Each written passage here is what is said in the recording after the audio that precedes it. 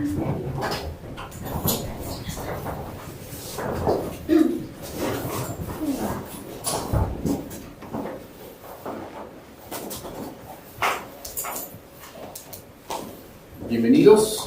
Welcome everyone. I'm Alberto Diaz-Calleros, Director of the Center for Latin American Studies here at Stanford.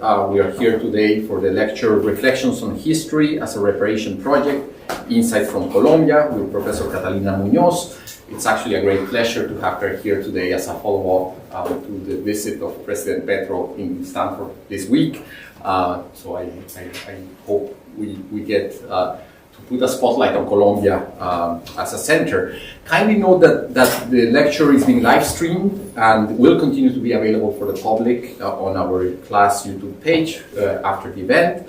And please, those of you who are watching through the YouTube channel, make sure you can send questions or comments through the chat there. I will make sure I'm monitoring that, so I will make sure I convey those at the end of the talk.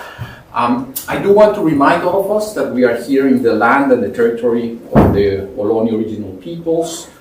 We offer gratitude to the land, to the water, and to the air that surrounds us, and pay our respects to the past, to the present, and the future of the Ohlone peoples that continue to live in their never-ceded homelands and throughout the diasporas. I want to add to this something I said on the first session of this quarter. One land acknowledgement like this is an empty gesture if we do not have more Ohlone Muwekma students in the Stanford enrollment, and I will continue saying this in each of our sessions. We have 80 Native American and Alaska Native students in Stanford enrolled. We do have outreach possibilities through the Native American Cultural Centers for both undergraduates and graduates who might want to come to Stanford. Catalina Muñoz, she has a PhD from the University of Pennsylvania. She's an associate professor of history at the Universidad de los Andes in Bogotá, Colombia. She's currently a visiting research scholar, in the program for Latin American Studies at Princeton University. And before that, she actually was at the Institute for Advanced Study in the fall of 2022. She has various publications related to state building processes in Colombia. Her publications include A Fervent Crusade for the National Soul, Cultural Politics in Colombia, 1930 to 1946. She has articles in the Hispanic American Historical Review, Ethnohistory, Journal of Urban Affairs, among others. But she also has actually done quite a bit of work on the public use of history, which I think she's going to share with us today. So, Catalina, thank you. It's a pleasure to have you here.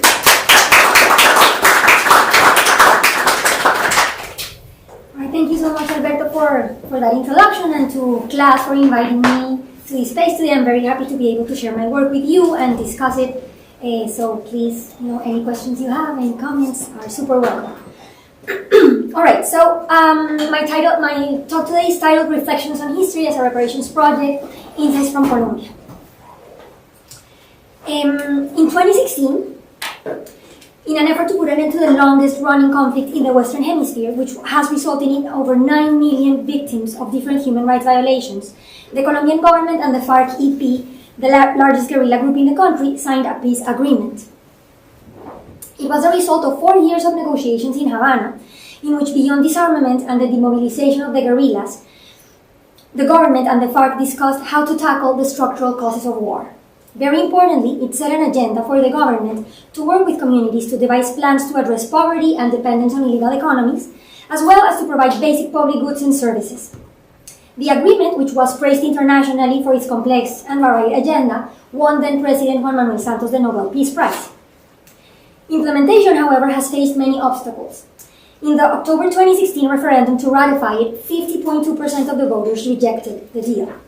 Accountability remains contentious in a country where state and non-state actors have committed crimes. Armed actors, some of which have been financed by economic and political interest groups, have included right-wing paramilitary groups, several guerrilla movements, state security forces, and criminal gangs around drug trafficking operations.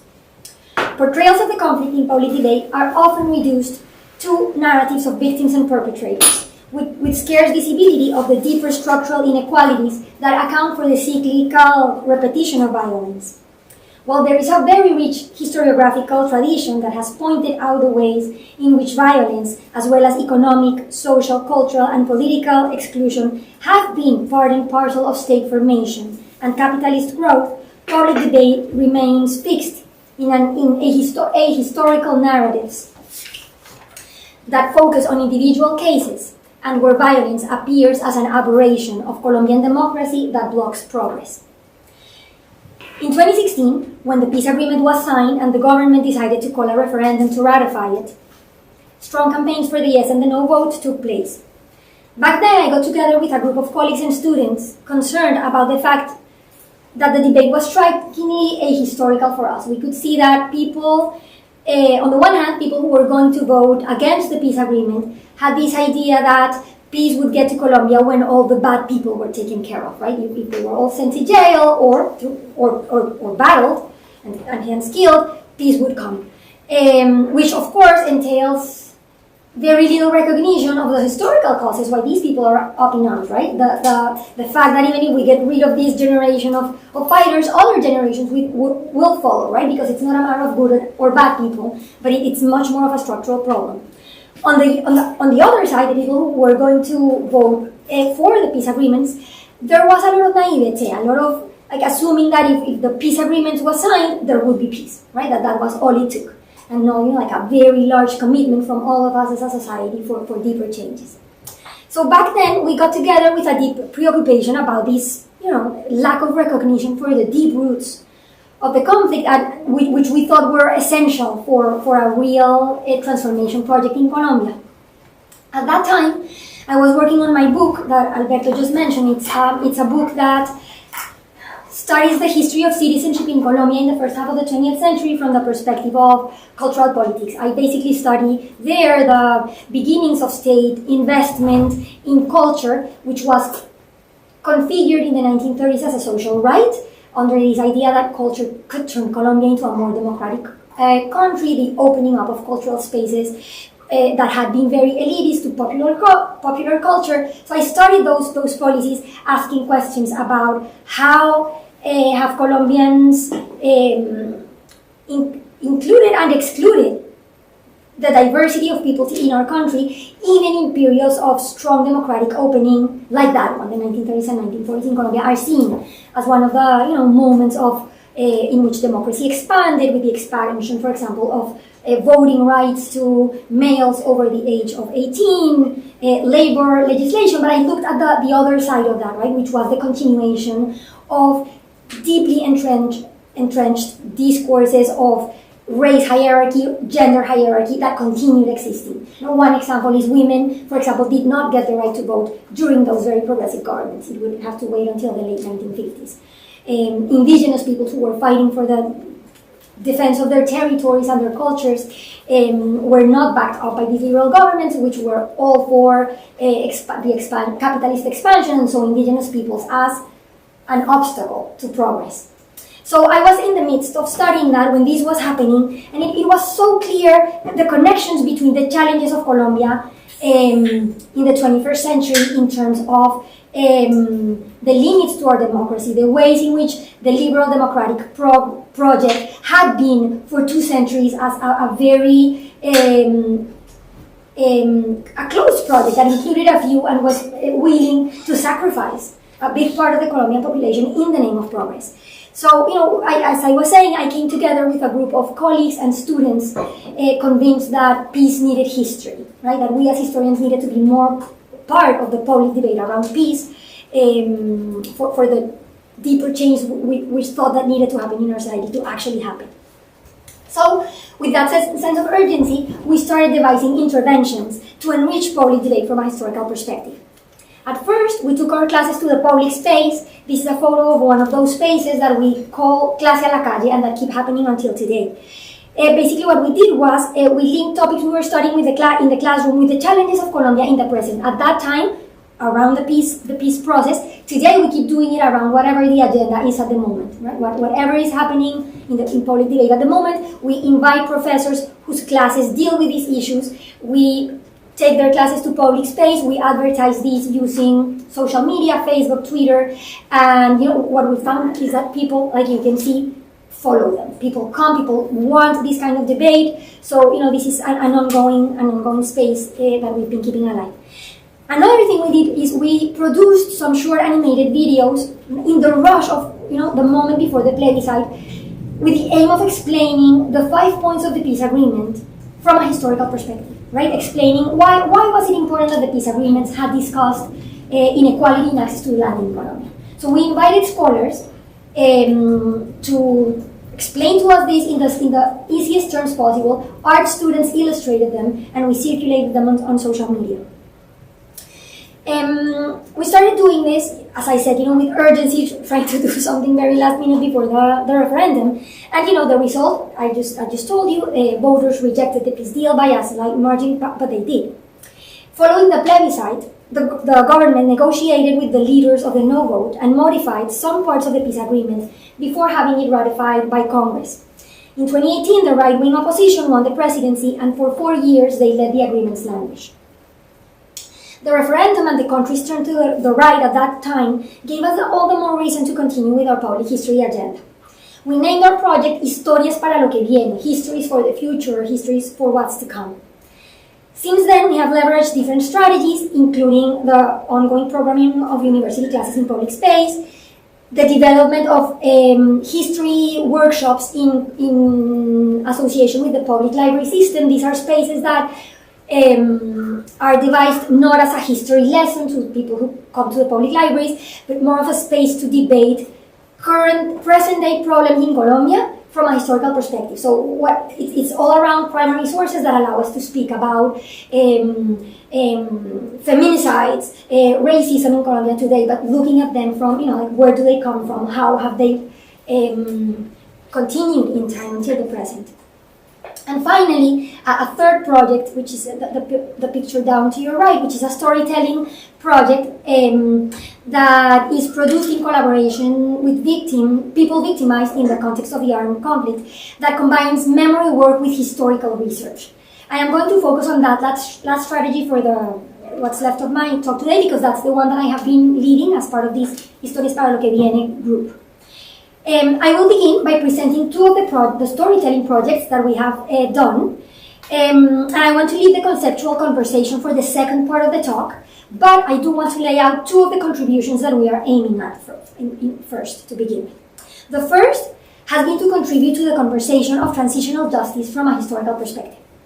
This has been a field, transitional justice, traditionally dominated by lawyers, with implications in the form and extent to which transitional justice systems have addressed the past in their efforts to produce futures of social justice. After decades of experience with truth commissions in Latin America, but also in the former USSR and in Africa, a consensus view is emerging in recent years that in dealing with the legacy of past human rights violations, transitioning societies must address not only the violations as such in the recent past, but the longer histories of economic, social, ethnic, territorial, and gender inequalities that underlie social discord and can potentially reproduce it. Yet, historians have been largely absent from the field, both in theoretical and in practical terms. The projects I will present today seek to address that. Secondly, the projects that I am about to present bring together academic and non-academic collaborators under one premise. Historical narratives are inherent to the production of power structures. They have played an important role in the production and reproduction of injustice, and by the same token, they can play a role in the production of accountability, reparation, and ultimately justice. This entails not only changing the stories told, but approaching history differently. It entails narrative as well as epistemological intervention. The two projects I will discuss have such an orientation. So let me present the projects and then I'll come back to these questions. Our first project was a collaboration with a community radio station in Suba. It's a part of Bogota that has received a lot of immigrants from the violence, and we worked with a community radio station there, and with Newest Americans, which is a collaborative that produces media around the immigrant experience in the New York, New Jersey area. Why this collaboration? One of the first things I realized when we began doing Historias para lo que viene and decided to embark on a storytelling project is that as a historian, I am not a good storyteller. Quite the opposite. My training as a historian has taught me critical thinking tools, but has also taught me a genre of transmitting that knowledge that is not conducive to public conversation, but that is conducive to talking to other academics through single authored monographs in a work that also I think in the historian's case is particularly individual. Right? You have your own question, you go to the archive, you basically don't even have to talk to even the archivist. So I had to learn to do collaborative work. And historians tend to be very inward-looking people. So I had to learn how do you put together a collaborative project and associate myself with people who know how to tell stories powerfully. So I built that collaboration, and we started by meeting with victims associations in Bogota. Minga, for example, was one of the ones we approached to ask them what kinds of stories and histories were useful for them to take. What had they identified? How had they identified that history and storytelling were useful in their struggles? And we found some very interesting things. We found that people, victims associations, want to tell their story, but they are sick and tired of telling their story as victims, which is what the state has been promoting for the last 10 years, right? They've been to multiple government offices to tell their story of how they were displaced, their family members were disappeared, and so on. And they are deeply dissatisfied with that and want to tell longer stories of the struggles of their communities. Stories in which they are not just victims, but were stories that dignify their political agency in time, that make them portray them as the active citizens that they are, and not just as passive recipients of some form of state help. I also learned that my observation that public conversation around peace was very ahistorical was actually shared by many of them in different terms. But just to give you a brief example, Elsie Serna is one of the women who worked with us, and she's a woman who comes from a very difficult background of FARC violence in her territory. Became a female leader working to protect women's rights in the Colombian case, but to her it is very clear that the fight is not only about violence against women in the framing of the armed conflict. She tells me all the women that I work with, not all of them, but for most of them, their first case of gender violence happened outside of the armed conflict, when they were little girls, by a neighbor, some family member. So they are very well aware that the issues that they're fighting for go way back and are not just circumscribed to the conflict. We learned that, and we also learned that the media that we should use for our projects, the best media to work around, which is the one we've been working on, is radio, because it's the one media that gets everywhere in Colombia, right? Because, the first thing I thought, working in a storytelling project, was that making a documentary film would be fantastic. But guess what? Like, people in Colombia don't have access to the internet. Is still very unequal, very shaky in regions where there's internet access. It's hard to download things. So we decided to produce storytelling in radio/podcast form, which allows us to get to urban, younger audiences, but also to young people in remote regions of the country.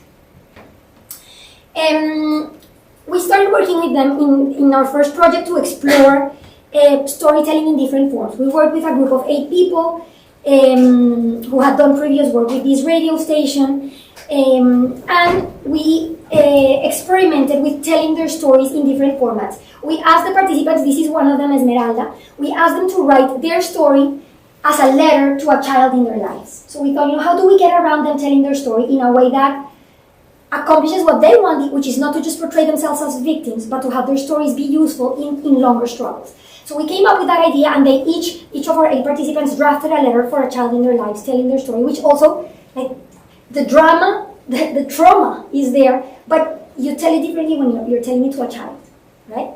So we did that. We also had them record that story in the radio station, and we aired their stories, followed up by an interview where they could expand on their stories. And we produced a series of family albums for each one of them. In the album, we reproduced that story and photos, which were family photos that they contributed to their family album, but also we invited to the project a photographer, Tom LaFay, who's the author of this beautiful picture you see here, to produce these family photos for them as part of the albums. It was something we wanted to be able to give back to them, to capture their stories in, but also to give back. I'm going to show you a short clip from a documentary, a short film that Louis Americans made of this process, because I think that shows way better than what I can say with words it can show this process better. So I'm going to show you 4 minutes of this, I'm sorry, of the film that was produced.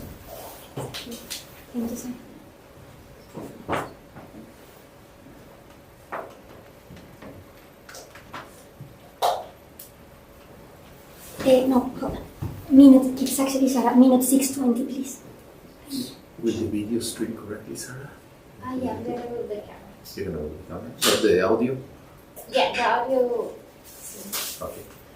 Thank Okay. you. It's okay.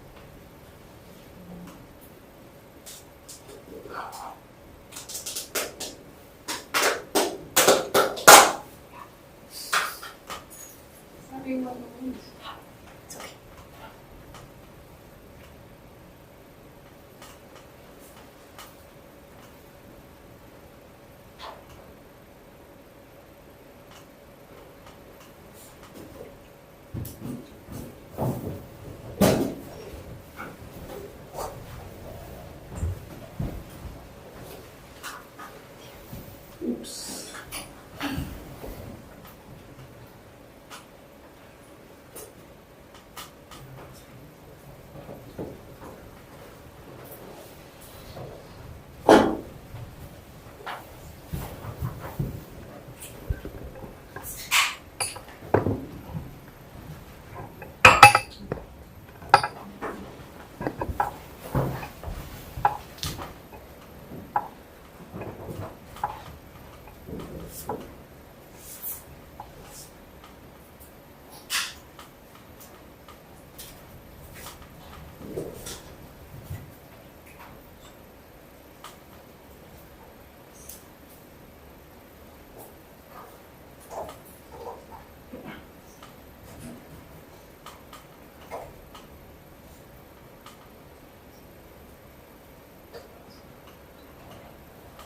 I'm tempted to keep going and then just share the link. So I don't know why it's not working. Yeah, I'm sorry. It was working when I think your computer is muted. Like up at the top next to it. Yeah, it's just the video itself isn't loading. The video is uploading. The still frames are beautiful though.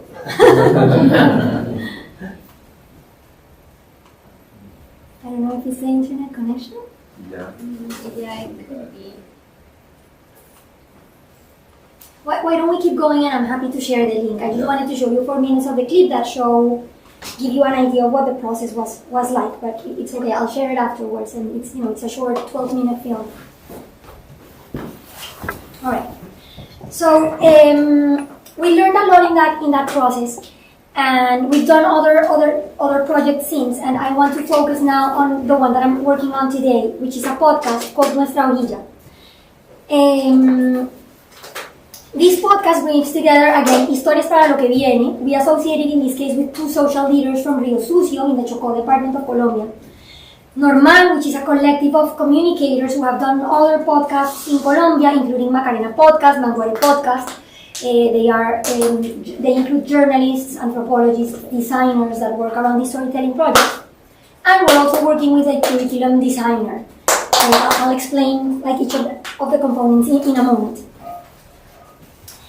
This project tells the story of this region of Colombia, which is the Bajo Atrato region in the northern part of the Chocó, in a series of eight episodes. This is a region of Colombia that, even though it's very rich, it's where most of the gold that came out of Nueva Granada in the 18th century came from. Even though it's a region of immense natural riches, it's one of the poorest areas of the country. The gold that was taken out was exploited, of course, by African enslaved peoples brought to the Chocó by the Spaniards, with one particular characteristic, and it's that Spaniards did not settle the Chocó. They brought enslaved peoples and had a couple of capataces, managers, foremen dealing with their operations, but they didn't settle there, which allowed for these communities, on one hand, to be able to buy their freedom in larger numbers than in other places because they were able to mine gold for themselves and buy their freedom. And then after abolition finally came, they had access to land. So their experience has been very different from that of black peoples in other parts of the Americas. The descendants of the enslaved peoples populated the Chocó continued throughout the 19th century to work on gold mining, but also on exploiting other products like cacao, rubber, tagua to sell to merchants who would sell them for the export markets. And they had access to land, so they could have a lot of autonomy in this region.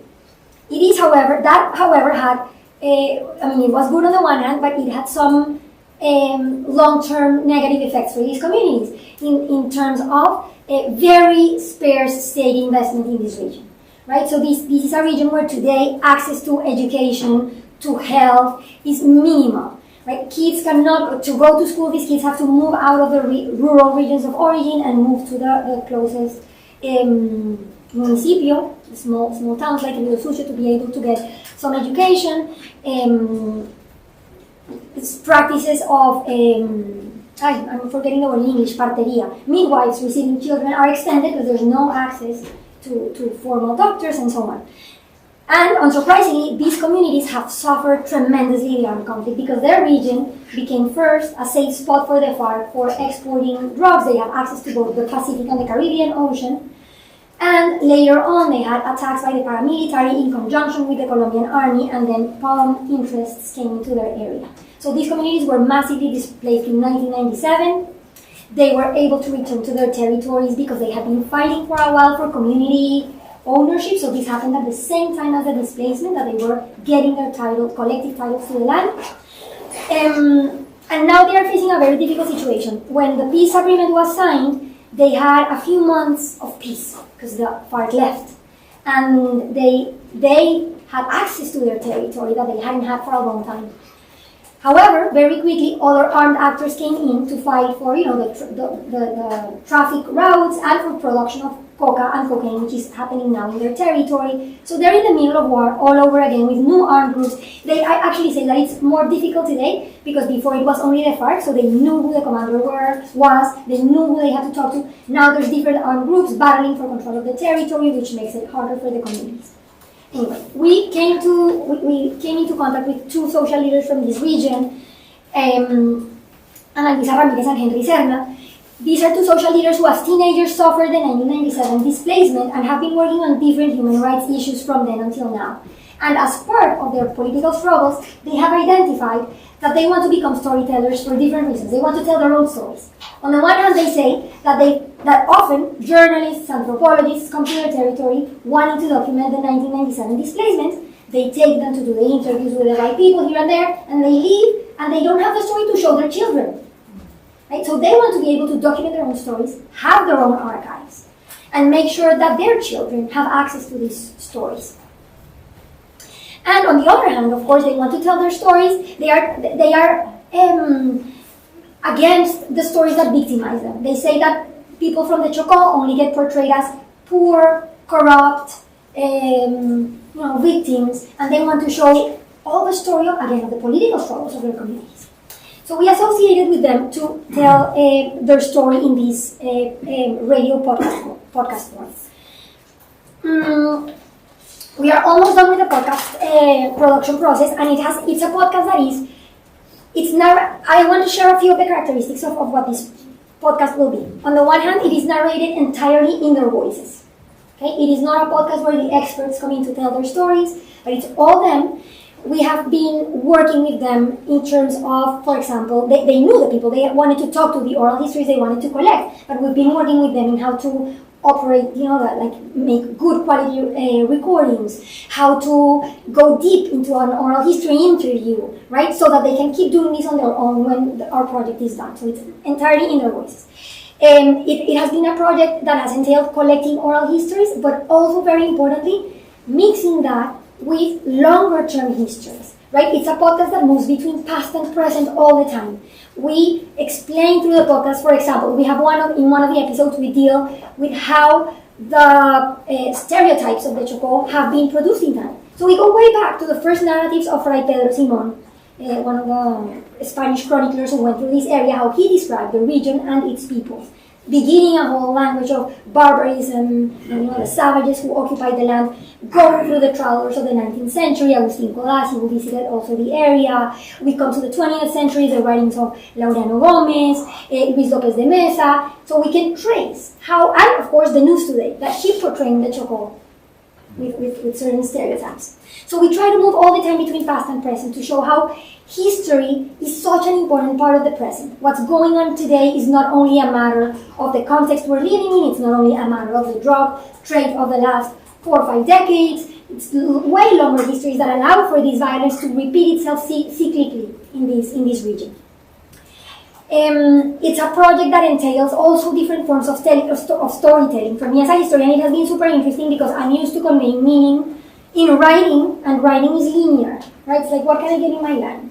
But this project has entailed working with musicians, sound designers, to communicate in different ways, which means not only using these other forms of communication, but also understanding that understanding is built also emotionally and aesthetically, and not only with what we say, with what we tell, right? But through other registers.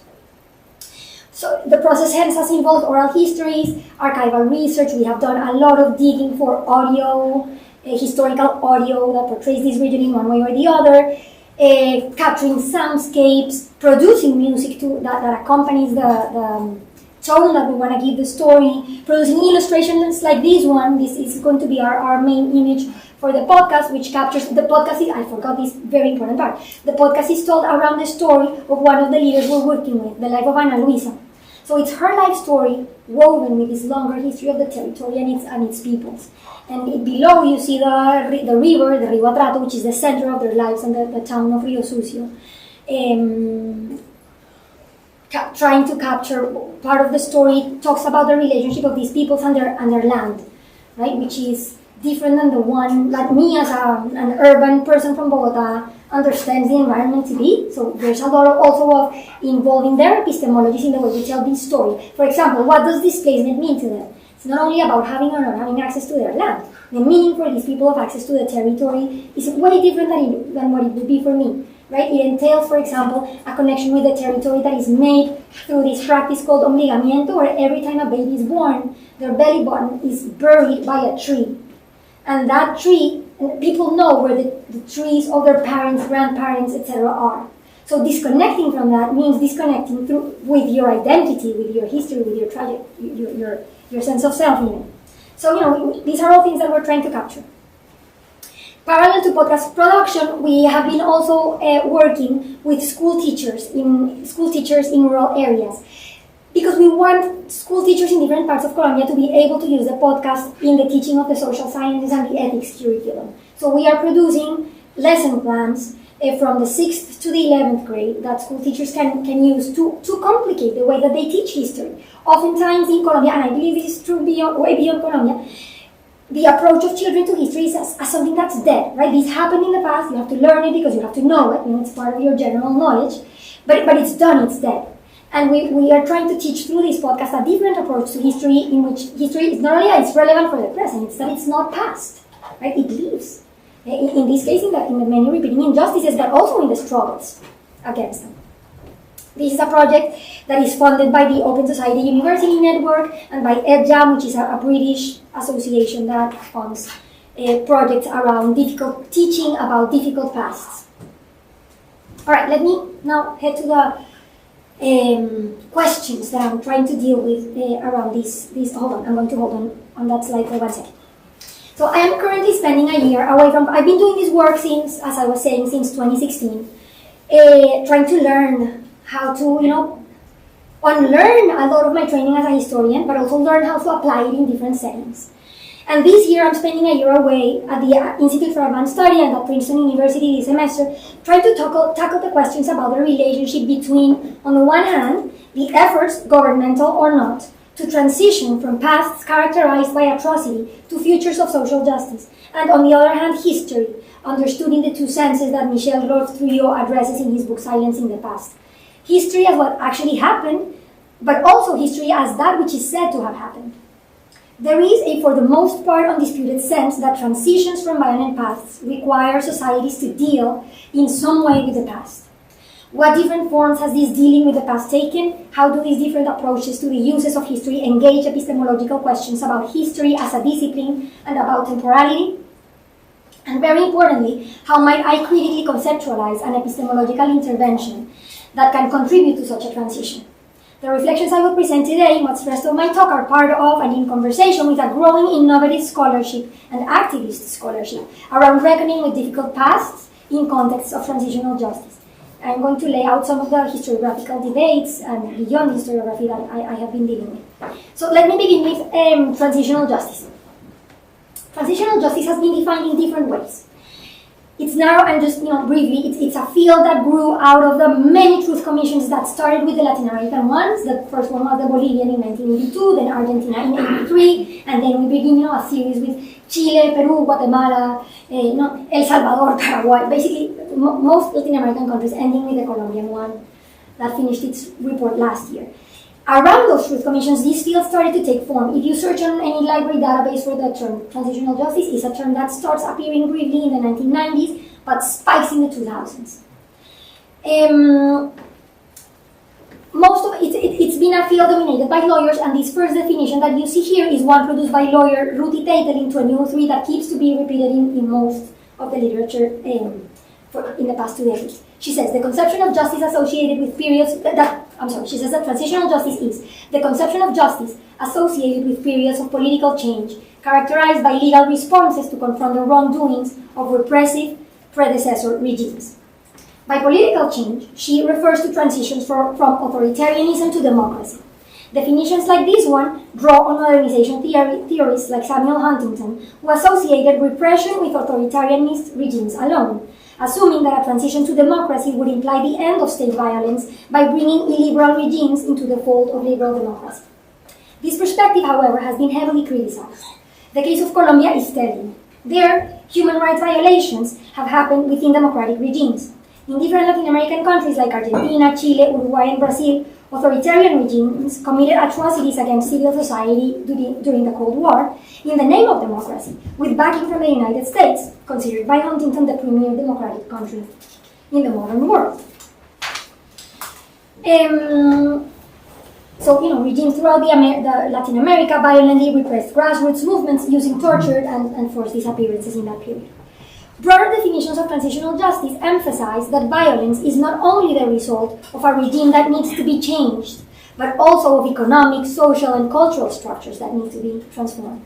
This has made it possible to talk about the need for transitional justice in countries with stable democracies, where nonetheless there are demands for justice for past atrocities, as is the case of the Truth and Reconciliation Commission of Canada, to face the legacy of the Indian residential schools, or the debates over the possibility of a truth commission here in the United States to acknowledge the legacies of slavery. Broader definitions of transitional justice also stress that while juridical mechanisms are important, they are not sufficient. The ICTJ, International Center for Transitional Justice, for example, has formulated this wider definition. Transitional justice refers to how societies respond to the legacies of massive and serious human rights violations.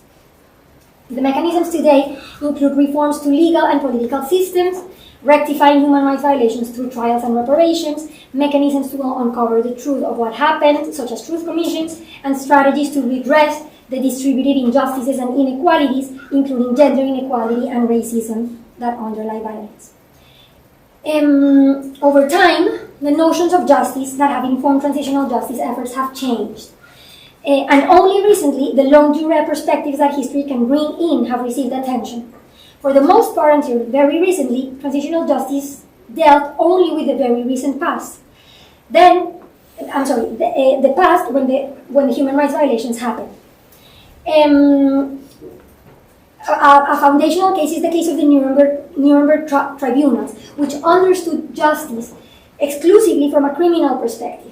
Right, the Allies, after victory, sought to bring justice in this case by holding trials against the main representatives of the Nazi regime. So they focused on retribution. There was very little inquiry into the role of the rest of German society or the causes of violence, including nationalism. Decades later, the transitional justice systems that were established in South and Central America in the 80s and 90s broadened the understanding of justice, and victims' organizations played a very big role in that. Given the political power that the military, who had perpetrated the atrocities, still had, trials were often avoided or halted. But even when they were not, transitional justice incorporated a new notion, the notion that victims had a right to truth. This is a relatively recent concept. This means that states assume the responsibility to investigate and publicly recognize what happened independently of prosecutions, which were impossible at that point in Latin America.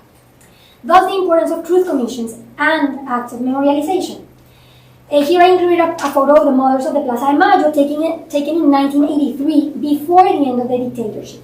Movements like this one were crucial in demanding truth and justice. Hence, the Alfonsín government, which was the first one after the junta stepped down, established the Comisión Nacional sobre la Desaparición de Personas, CONADEP, within days of its inauguration. Transitional justice has become a multidisciplinary field and is no longer a domain of the law alone. Psychologists, anthropologists, social workers, religious leaders, for example, have pushed for this change of a wider perspective of what justice means. There is now a broader understanding of the need to address the past beyond criminal prosecution in order to be able to transition to democratic futures. The case of South Africa is telling. There, the Truth and Reconciliation Commission in 1995 offered perpetrators amnesty in exchange of truth. So it was the opposite of Nuremberg, because justice was telling the truth and implied no jail time. In her recent book on the judgment of history, Joan Scott has pointed out that the South African transitional justice system shared a fundamental flaw with that of Nuremberg. They both maintained the focus on individuals, taking away attention from the societal structures that make violence possible.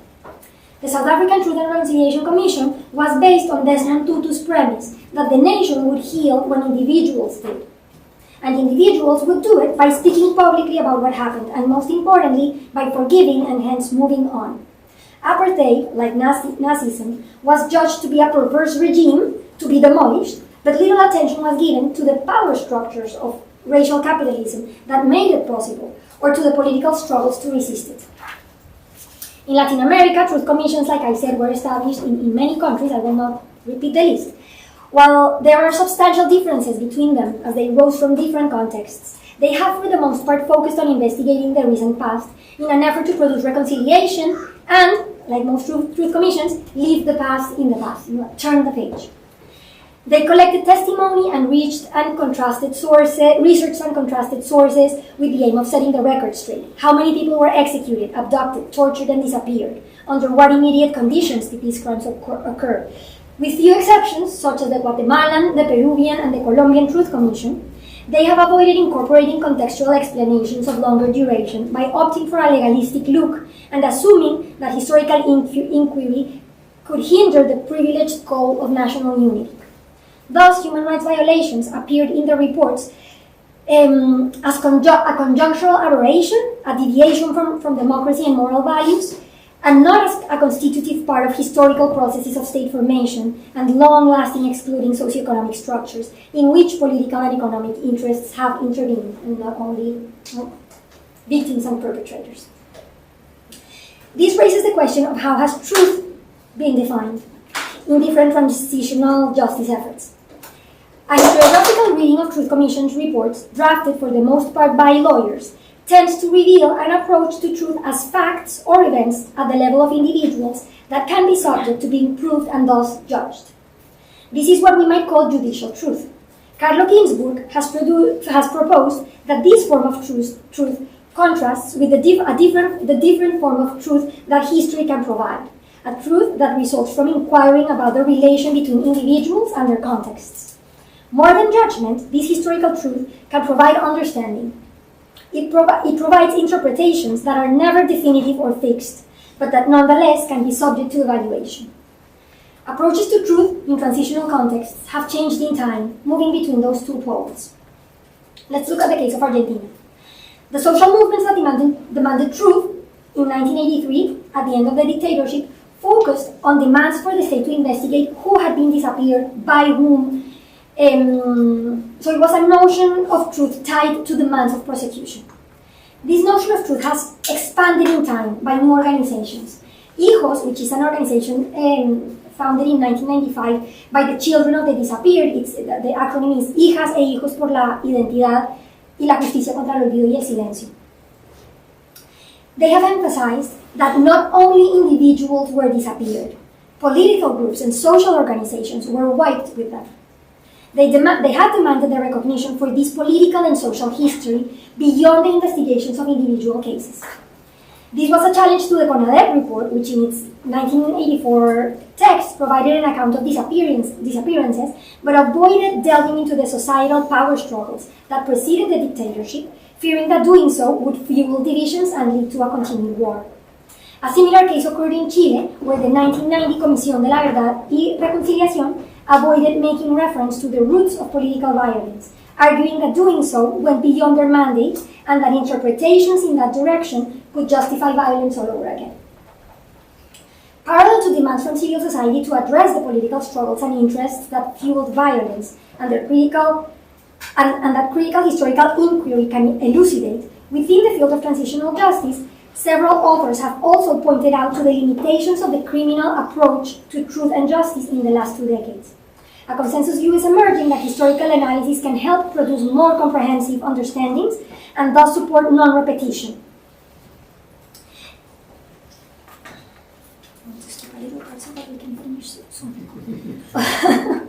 Of course, not all historians have the same definition of truth, and historians' interventions in transitional justice efforts reveal different understandings of history.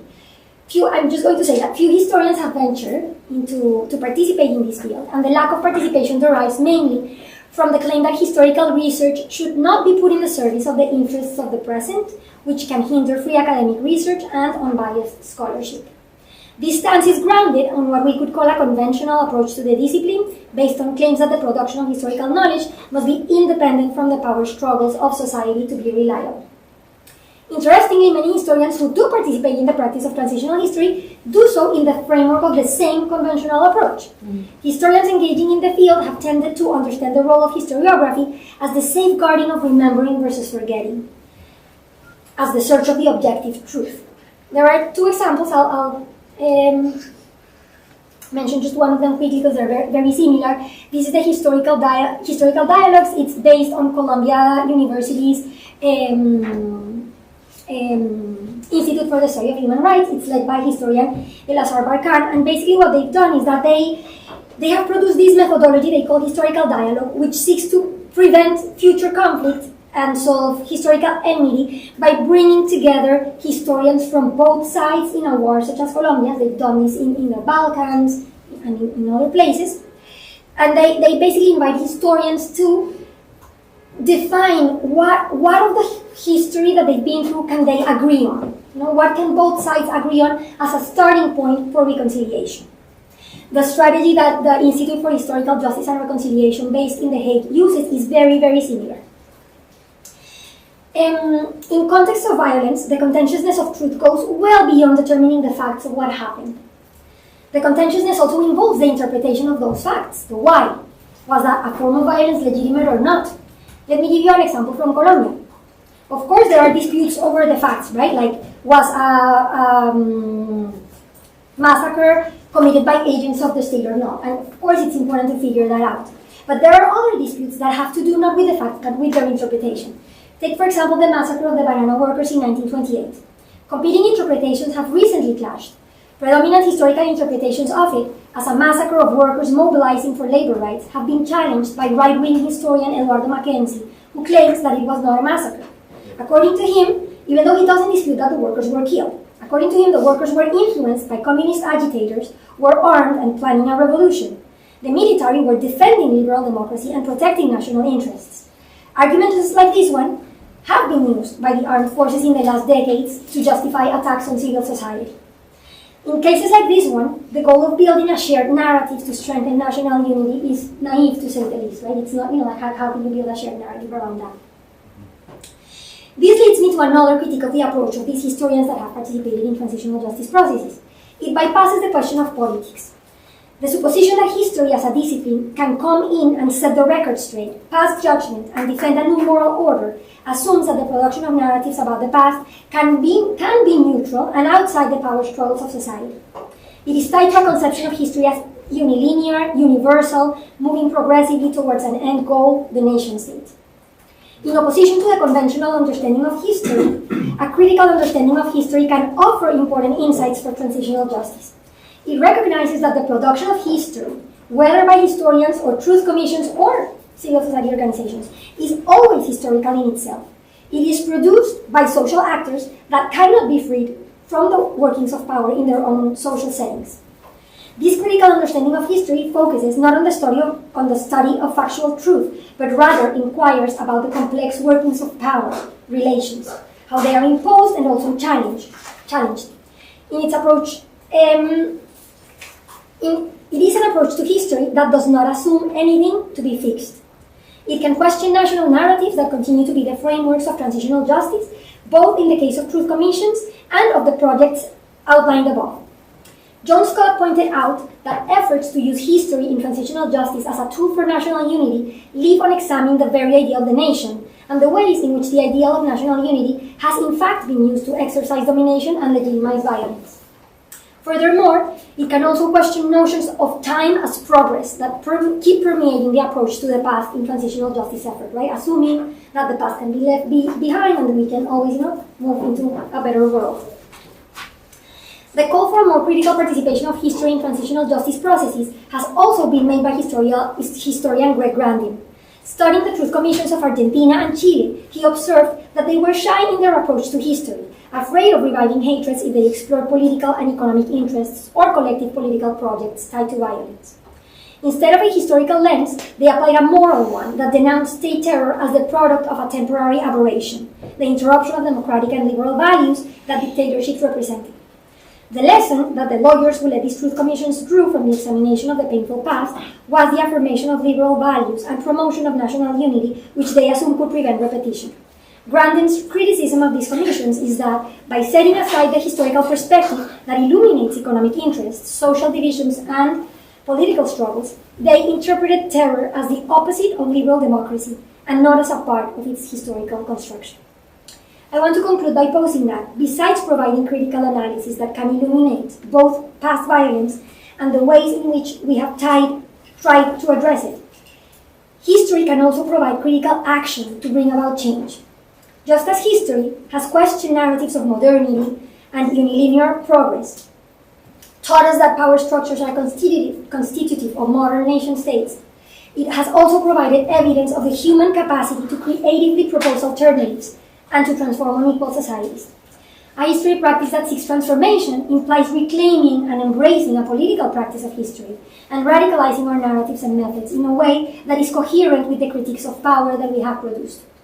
It implies exploring other ways of producing and communicating knowledge coming out of our marble towers, not only to illuminate others with our knowledge, but engaging with the valuable knowledge and experience of those outside the academic world. Working not with people conceptualized as victims or romanticized, but with people involved in political struggles, who make difficult life decisions in impossible social contexts, and who have imagined and strive for alternative futures. We need to get curious about the insights that those who have both suffered from and defied the structures that enable violence have to say about what a more just society looks like and how to get there. This way, I think we will be better equipped to rewrite history, or remake, this is not only writing it, remake history as an intervention. Jamaican anthropologist David Scott has used the expression reparatory history to refer to a history that addresses, I open quote, the historical evils and injustices that remain unrepaired in the present. End quote. History can repair not only by providing accountability, but by being a constructive, forward-looking project. And this is what I see as motivating Historias para lo que viene.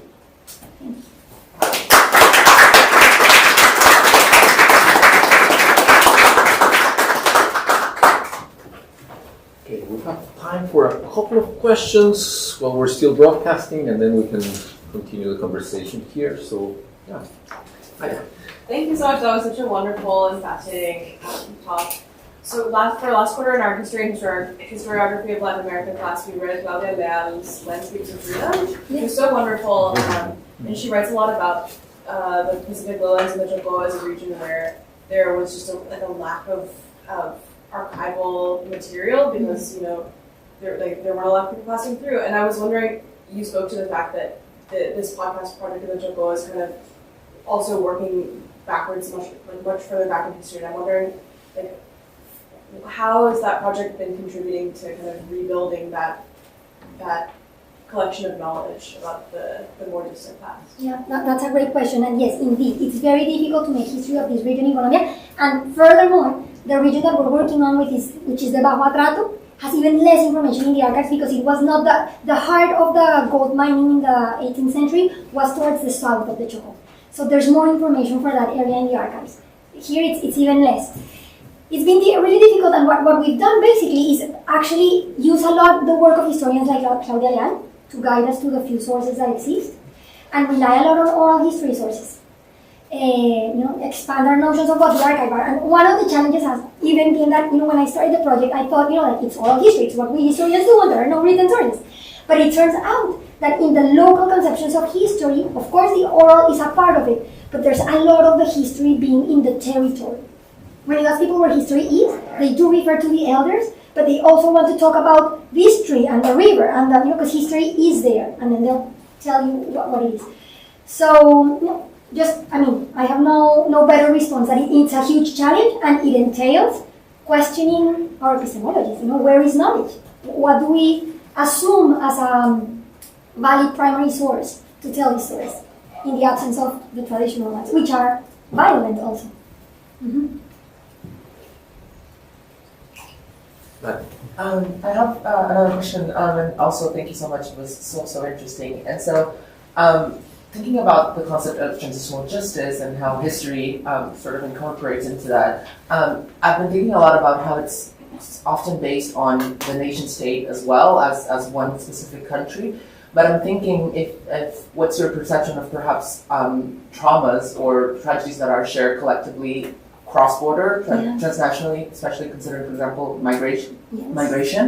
And so how could we address these challenges in a way that transcends the nation state, and how do we incorporate transitional justice in a regional matter, specifically thinking about Latin America, for example? Yeah. Well, that question that you pose precisely points to the limitations that I've been trying to tackle around transitional justice, and it's that because it has been tied to that notion of the nation. It has been tied. It has been a national project, right? Even when it's dealt with internationally, as in the case of Central America, where the UN played a big part of these truth commissions and so on, they are tackled as a national problem and as an issue of national unity, which silences a lot of issues, like the one of migrants, right? Part of the problem. The drama of Colombians going through the Tapón del Darién has to do with, it's the land of no one. They are citizens of not, because they are not a citizen of Colombia or Panama. They're just left to their own because they don't fit those. It's not only a narrative; they don't fit that political and narrative order. So I think precisely that broadening that approach to transitional justice allows us to tackle problems that get side-passed. Right, because they don't fit. How do you fit? If the goal of a transitional justice system is, as it has been, to promote national unity, migrants are not a problem for that. Right? They're not going to be addressed. So it's in a way, we need to look beyond that framework that doesn't seem to fit anymore for the problems that we're facing there, and even for the national ones, the ones that happen inside, are also cut short by that narrative. That for example, assumes a unity.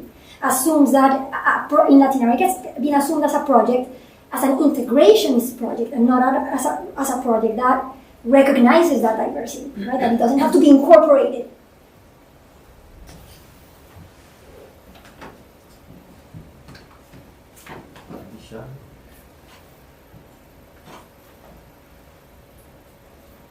I have a question.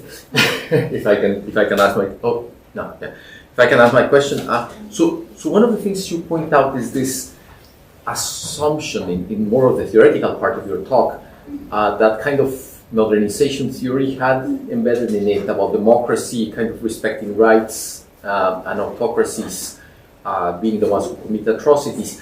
The one thing I was trying to figure out, however, is that do we really have examples of autocracies that have not committed atrocities?